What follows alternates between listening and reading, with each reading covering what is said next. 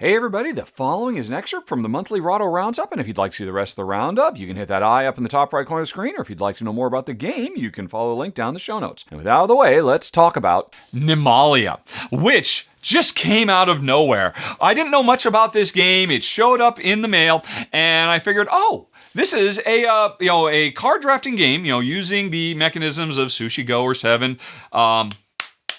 Seven Wonders, that kind of thing where, hey, I've got some cards, I'm going to keep one for myself, hand the rest to my neighbors, and I know I'll end up getting one of those back. And once you get the card, the game comes to life because one of my favorite mechanisms that's really started to explode in recent years is the idea of a card with a grid of icons on it. And when I play a card, I add it to my ever-expanding pile of cards, covering up some icons, leaving other icons exposed, trying to get groupings of things. And I mean, this still, as far as I know, does not have an official term, but we're getting enough of these games that Board Game Geek needs to come up with a term for this. I like to call it kind of card patchwork, or I guess you can kind of call it melding, but it's not really melding. It's its own thing, and I have loved almost every single game I have ever played that uses this mechanism, going all the way back to, Hanging Gardens? But I think this is one of the best implementations of this mechanism I've ever seen.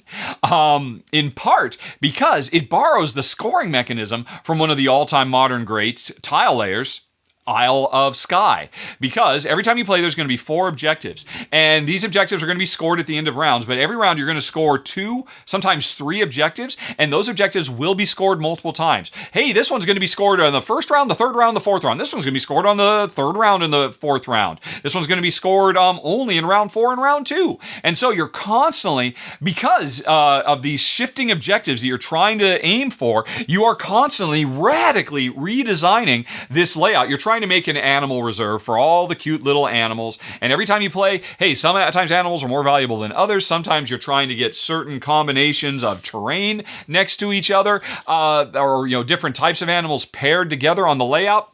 It is so freaking good. The rules are almost non-existent. I mean, this is a game that I could teach you how to play almost instantly, and so interestingly, I'm going to say this is a really, really great gateway game that anybody could learn to play, but is still a really deep and crunchy game with a lot to noodle on. It is freaking phenomenal. It is so rare to find these gateway games that work well for intro newbie players, that you can bring them in, and yet will continue to be compelling and deep and interesting the more you play, because of the wonderful implementation of drafting and card stacking and variable objectives. I love everything about it. It comes in at number 2 of the month, Nimalia. And thanks for watching, folks. If you enjoyed it, please like and subscribe. It makes a huge difference, believe me. But with that out of the way, if you'd like to see some more, over on the left, you can find a playlist of a whole bunch more Rahdo Rapid reviews.